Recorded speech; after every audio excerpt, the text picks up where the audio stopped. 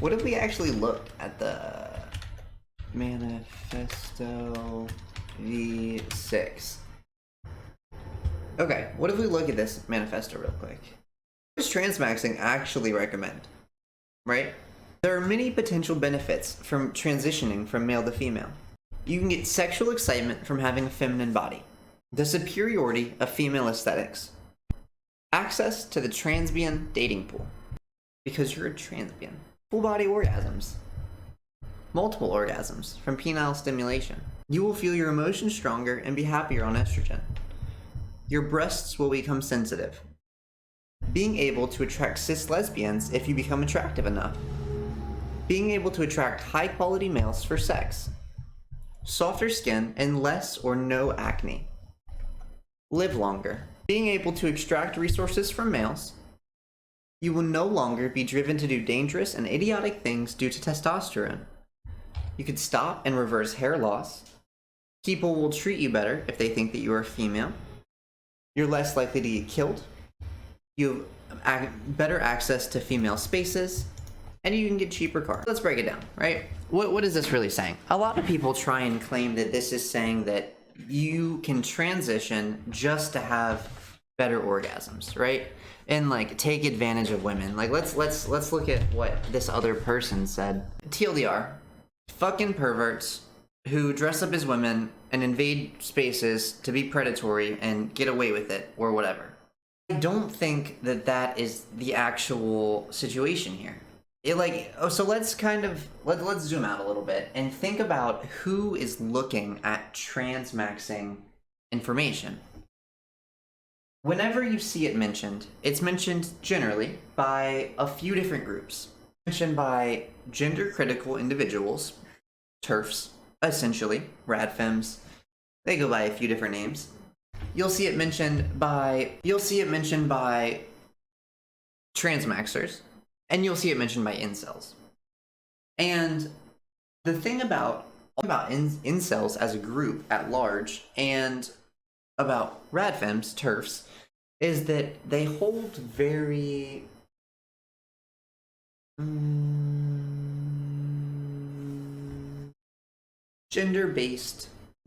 sex-based structure in their head. So men are born XY. Women are born XX, intersex people don't exist. So if we think about this document, it's meant to target incels. Because if we look at the incel wiki, who's trannymaxing? Trannymaxing, also known as transmaxing, is the act of transitioning to another gender in the hope that it may help you to escape inceldom. There have been a few cases wherein trannymaxing has been proven to be a successful element in de-incelization. Trannymaxing, which involves surgery, is similar to castrate maxing, except that the latter has the end goal of vulceldom and doesn't involve a gender change. There's an entire forum created by Ventology dedicated to help incels escape inceldom through transmaxing. It's the Ventology forum. Now, there's a few stories here. They end all of the stories that they talk about, Christian, all of the stories end like positively, where it's like, I'm happier now. Sometimes they will regret a surgery that they had, but they still enjoy being feminine. They still enjoy being embraced as women. If we look at this document here, let's go through them. Sexual excitement from having a feminine body. It does turn me on to be perceived as a woman. Or like be in a dynamic as a femme. It's confusing. It's still very confusing to me because it's new. It's very new, but it's enjoyable. And like, I want to be treated like a woman. And so do most women. Like, that's a normal thing. The superiority of female aesthetics. I want to look like a woman. I don't want to look like a man. Like, of course, this is a benefit to me as a trans person because this is how I want to look. You know, this is how I want to be on the inside and on the outside. Access to the transbian dating pool. You can be a transbian. You can date trans women because you're a trans woman. Full body orgasms. Multiple orgasms from penile stimulation. I don't want to talk about those.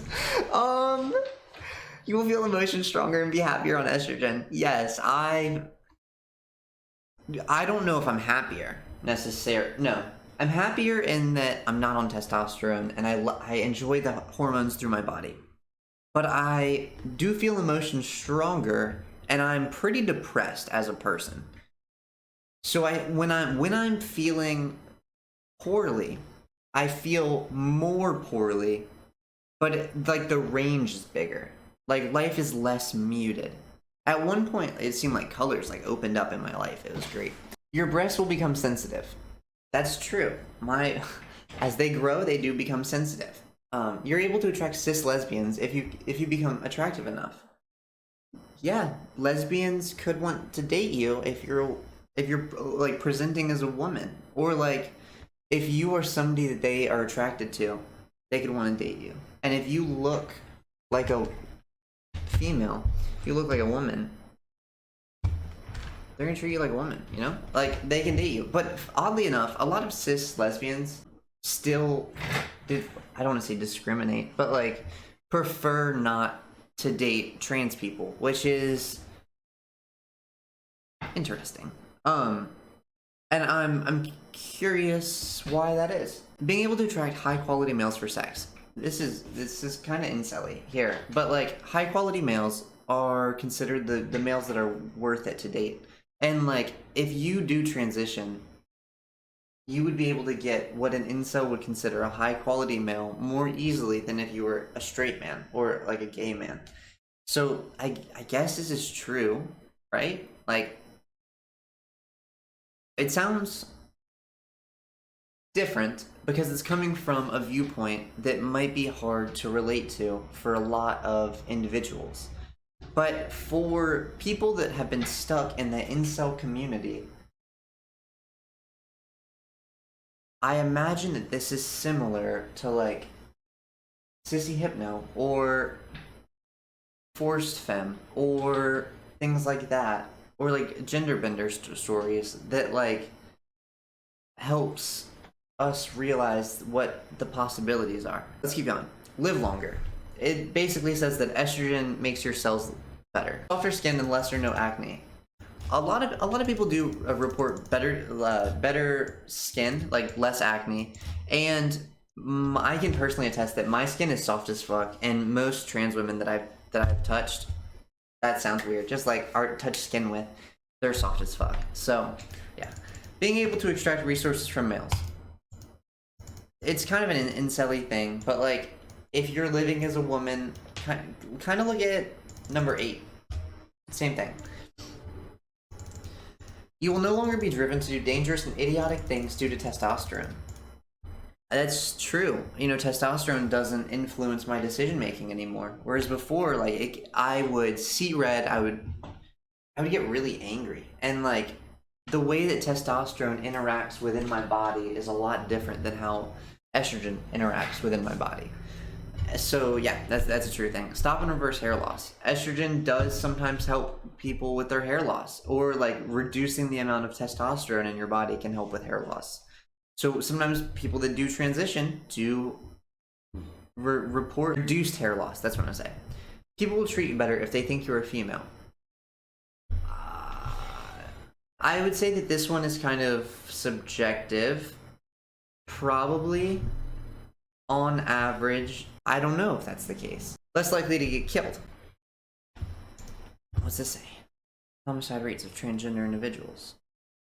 Well, we've been having a lot of this is 2010 to 2014. Recently, we've been having a lot of trans people getting killed. I don't know if this one's true. It might be.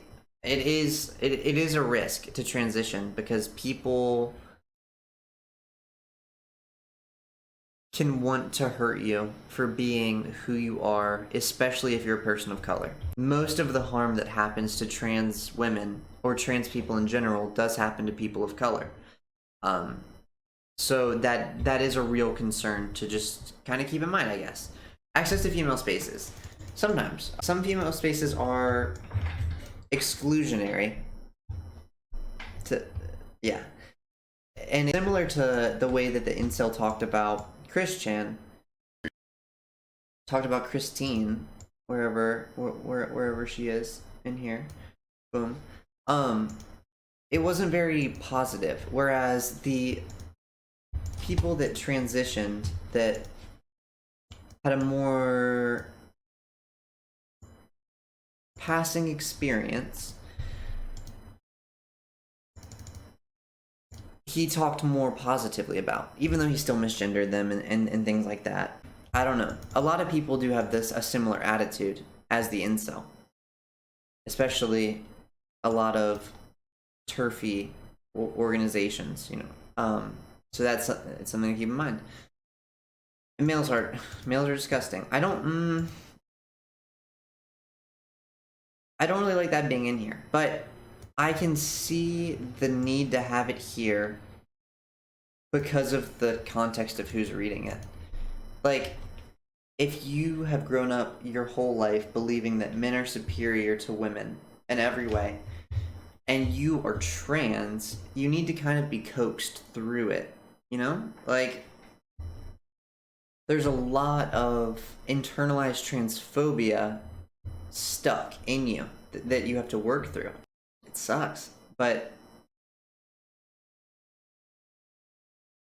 access to female spaces, for sure. I definitely like being in women's spaces, and I feel more accepted there, and I feel more comfortable with, like, interacting with people.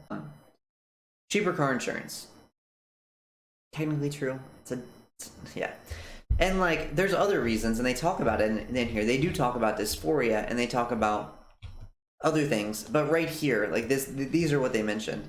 And while these seem like they're only sexual in nature, they are also true things, for the most part.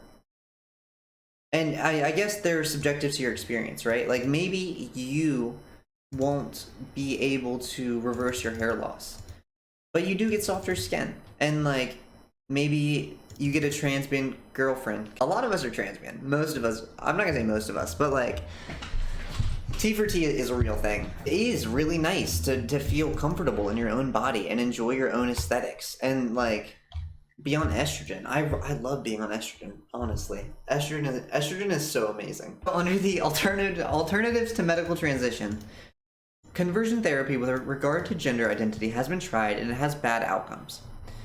Sometimes moving to another place can work for specific gender issues. You may want to avoid getting drafted, having an easier time dating, etc. But this is not a general solution, since some gender roles are rather universal and thus difficult to avoid. There's no evidence-based alternative to medical transition, and the limited data we do have on individuals unwilling, unable to transition show that they are not doing too well. Conversion therapy is associated with higher reported suicide attempt rate.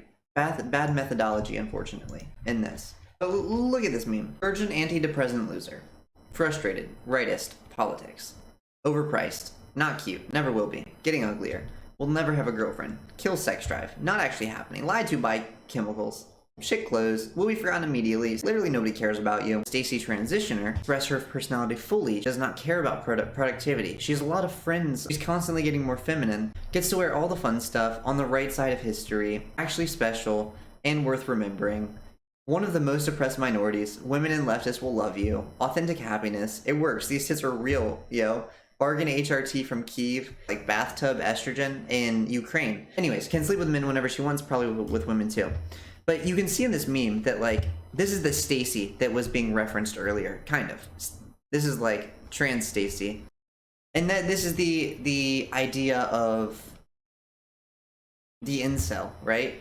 Or, like, the low quality guy who should transition. And a lot of the incels feel this way about themselves. They're really negative on themselves. Female sexuality. There are a lot of similarities between cis and trans girls in terms of sexuality, and it's difficult to detect any clear difference. Different studies have different results. Similar to cis females, trans females typically exhibit female embodiment sexual fantasies. They want to be women. Normal no homo mental gymnastics. Trans women are women, so if they have sex with men, it's not gay. Blancardian, no homo mental gymnastics. Trans women are men. AGP bisexuality is only pseudo-bisexuality. Sure the fuck men, but they aren't actually attracted to them like the HSTS. They only do it to fulfill their sexual fantasy of being a desirable woman. The fetishization of femininity is an extension of male heterosexuality.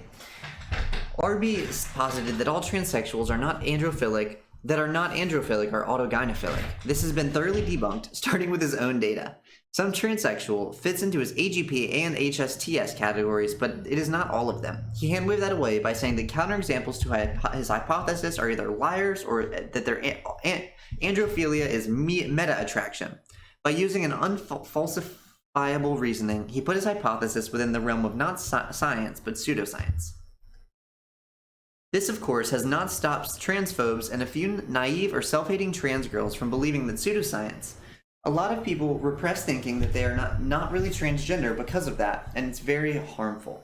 We have seen this. You know, a lot of people in the trans community, or in the Transmaxxer community, will refer to themselves as AGP. But when they say that, they know it's debunked, and really they're just saying that as their own sort of slang, meaning, like, trans. Like, I want to be viewed like I want to live as a woman, right? And like they refer to themselves as AGP as more of a colloquially thing rather than the Blancardian definition of it. I think they are anti-SRS. They talk about the risks of suicide and like how many people that detransition are detransitioning because of low support rather than not actually being trans or wanting to transition. Being cis can be a mental illness. Being unwilling to transition, even though it would be beneficial for you, is a mental illness since it significantly affects your life in a negative manner. It's not clear why so many people are so unwilling to transition even though they would clearly benefit from it. One explanation for this is people having their gender as an important part of their identity and then changing your sex becomes almost unthinkable. How to do HRT. Why puberty blockers are a bad idea. More memes.